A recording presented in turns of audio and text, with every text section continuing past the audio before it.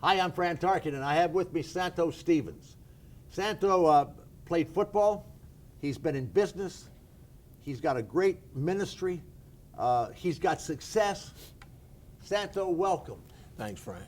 Now tell me, growing up, I knew you grew up in a strong family up in the Northeast. Yeah. Tell me what was important about that. What did you learn from your father? What did you learn from your family?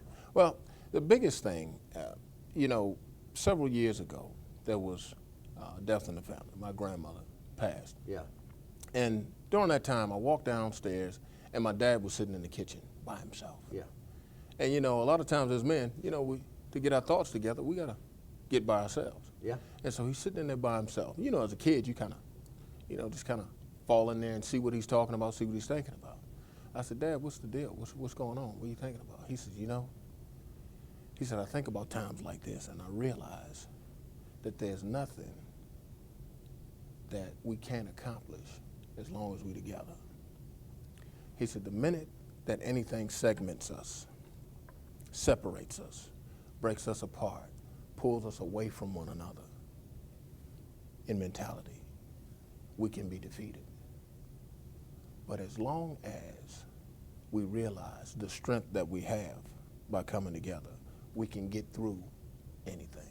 So you're talking about a father-son relationship. Yes. You saw that right then. Right. Now you go to football. Right.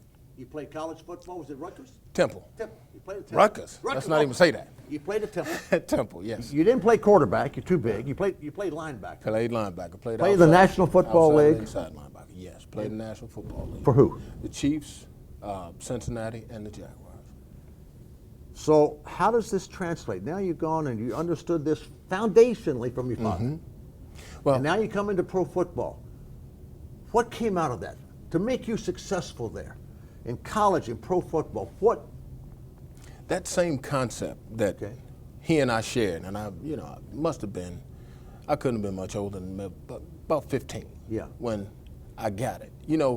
There's certain stuff that your parents say throughout the course of your life, but when you're supposed to get it, you get it. Yeah. And so right at that point, this may have been probably at least the 15th, 100th time that he'd said it, but I got it at that point. So you go to football. So what you're saying, the key to your success in football, you got to have a talent, right? You got to be. You got to have big, a talent. strong talent. But was trust of each other, relationships with your teammates, common with your coaches. Goals. Yes. Yes. And when we're talking about that piece, we're talking about the blueprint for all that. You got to think. I mean, if you can actually trust what the coach is actually saying, know your job and your position, your piece of the puzzle. When you come together as a unit, there's nothing that can beat you when everybody understands their job and actually comes together as a unit. All right, so you've got a great business experience. You've managed Walmart stores. Managed the You've Walmart. managed other retail stores. Managed other retail stores. You've managed as many as 300 people. Mm-hmm. Same thing? Director of operations at various places. Is the same thing? Trust? Same thing. Building teams? Once you build a team, once you actually get the proper pieces in place and everybody understands what their contribution is, it can run. How do you do that? Here's how you do it. They've got to get to a place where they see you being willing to do what you're asking them to do. There was never a time in my life where I felt like my dad was not going to work as hard as I worked. There was never a time in my life when I woke up and I realized that he wasn't already up doing what he was doing. So you trusted the coach, your dad? I trusted. You trusted the other, but you trusted them because they were side by side with you. Right. So good leadership doesn't lead from the back. Good leadership leads from up front. How does good leadership develop trust with their people? Here's how good leadership does it. If I'm sitting across from you and we both understand what needs to be done that day, I'm not sitting in the back office just kind of speaking stuff out on the walkie-talkie. Or sending you an email, this is what I want you to do, a memo. Or a highlighted ink, on those emails. They can be as creative as they want to be on the emails. But in the morning meeting, I'm sitting down and I'm telling you, hey guys, here's how we can be successful. Here's how the game plan actually works out. But more importantly, I stop and I say, hey, anybody here got any other ideas? And I get quiet for a little while because they're out there. They're on the floor. They're actually meeting with the customers. You're not treating them as I'm boss and you're under me. That's it. We're in here together. We're in here together. And to do that, we've got to be transparent, we've got to be open, Right. we've got to be respectful, all those things. Can you as a leader at some point say you don't know? Yes. Yes. Because if you don't, then you never give anybody else with a great idea an opportunity to step up and say, here's how we can do it. And to be able to give that person credit. Absolutely. In fact, give them credit 100% of the time. Now, it's amazing what we can get done if nobody wants the credit. Yeah. When you're all in it together. When you're all in it together. Now, for me, the biggest deal is just looking at it from an entrepreneurial standpoint. When I started my business several years ago, Life's Work was, it was something that I started based on the passion that I had to groom young men and women to become what they needed to be in the marketplace.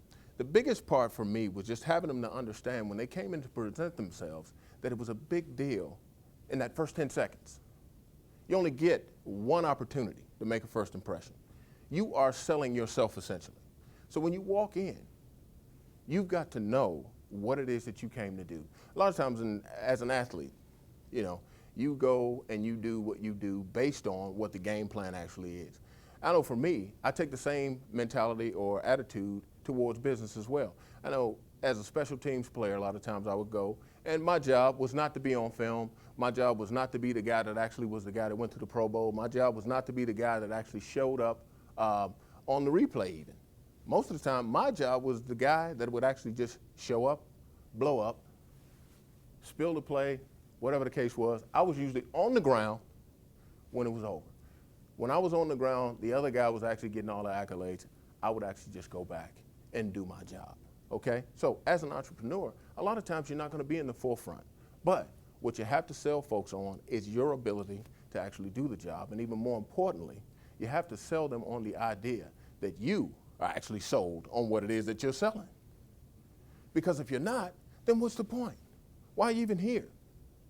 What is it that you bring to the table that's going to be something that's fantastic for this business, for this company, for the guys that you're actually walking in to sit down with? And within that first 10 seconds, you have to get them to a place where they actually believe that you believe in what it is that you're bringing to them.